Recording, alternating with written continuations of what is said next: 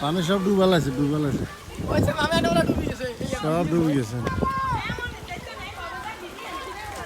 এটা হলো সরাদারি হাফিজিয়া মাদ্রাসা পূর্ব পাশ, পুরাটাই ডুবে গেছে নদীর পানি।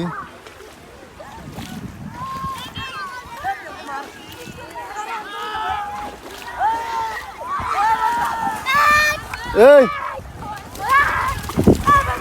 আলি বসে গিয়ে এত নাম নাম এত নাম এ নাম কারণ গেছতি গেছতি যাই নিন যা হর ও স্যার লাফাইতে পারছি স্যার সব হ্যাঁ সব সাথে নদীর অবস্থা খুব খারাপ। আজকে এই অবস্থা হয়েছে, কালকে